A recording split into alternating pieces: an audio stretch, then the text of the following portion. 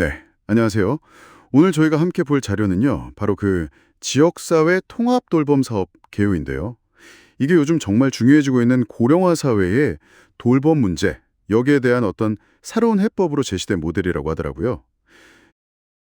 지역사회 중심이라는 점도 그렇고, 또 흥미로운 게 CSV, 공유가치 창출이나 ESG 같은 경영 원칙이랑 이걸 연결하려는 시도도 보인다는 거죠. 한번 좀 깊게 들어가 볼까요? 우선 자료를 보면요. 이 사업이 왜 필요할까? 그 배경이 나오는데 역시 고령화 심화가 가장 크고요. 근데 단순히 노인 인구가 많아지는 것뿐만 아니라 뭐랄까 사회적으로 고립되는 분들도 많아지고 또 기존 돌봄 서비스들이 좀 제각각이다 보니까 정작 필요하신 분들이 이용하기 어려운 그런 파편화 문제도 심각하다고 지적하네요. 특히 살던 곳 떠나서 시설 가야 하는 상황, 이걸 문제로 보고 있어요. 네, 맞아요. 그래서 핵심은 뭐냐면요. 그 건강관리부터 시작해서 복지 서비스, 또 주거 지원, 요양까지요. 이런 여러 서비스들을 그냥 따로따로가 아니라 개개인에게 맞춰서 그것도 어디 멀리 가는 게 아니라 살고 있는 지역사회 안에서요. 이걸 통합적으로 제공하자. 바로 이겁니다. 가장 큰 차이점은 그거죠.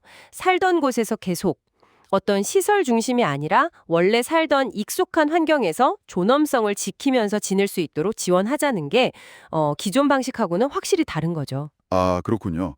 탈시설화, 그러면서도 지역사회 중심, 이 방향이 딱 보이네요.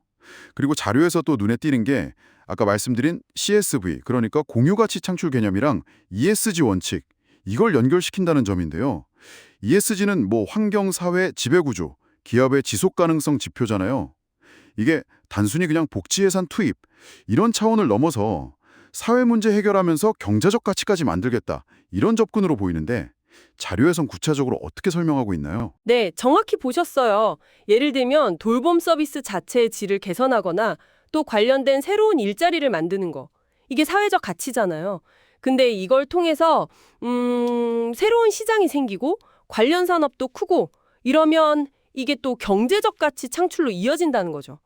자료에서는 이 두 가지 가치가 서로 이렇게 선순환하는 지속 가능한 모델을 만들려고 한다. 이걸 강조하고 있어요.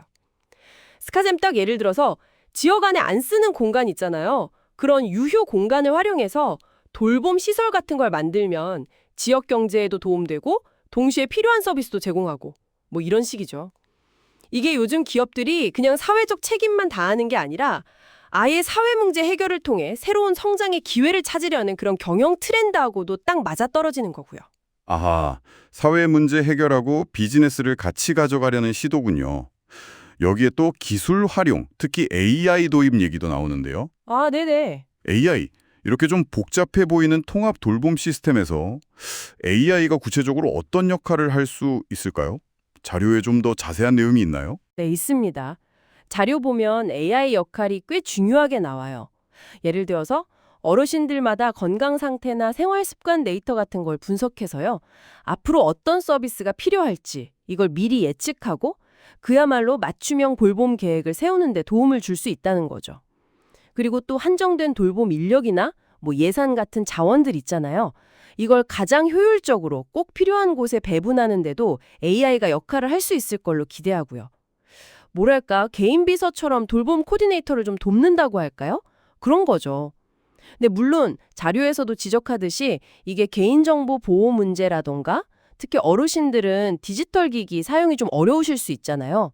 이런 기술 접근성 문제는 정말 중요하게 반드시 해결해야 할 과제라고 명시하고 있어요.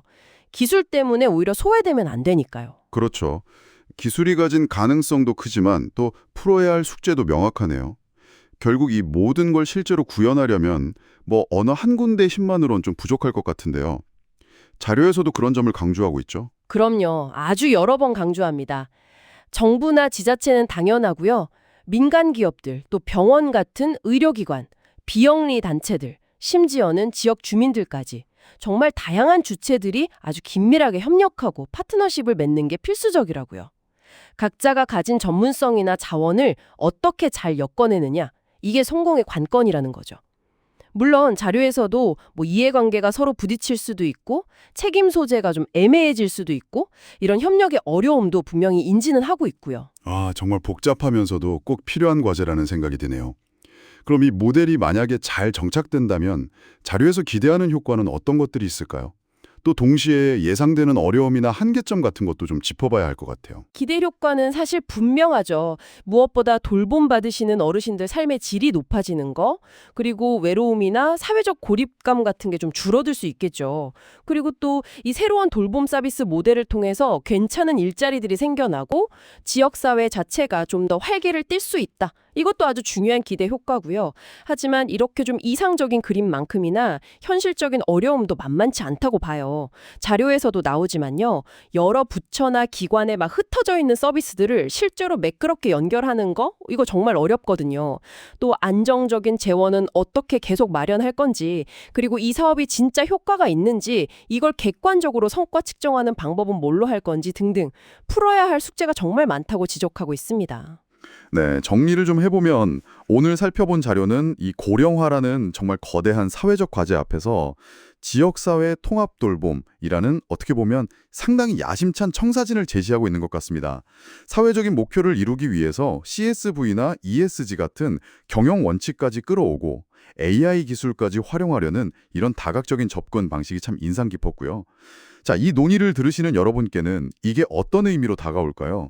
어쩌면 우리 사회 전체의 돌봄 시스템을 근본적으로 다시 한번 생각해보는 그런 계기가 될 수도 있겠다 싶습니다. 근데 이 자료는 분명히 설득력 있는 비전과 방향을 보여주고 있는 것 같아요.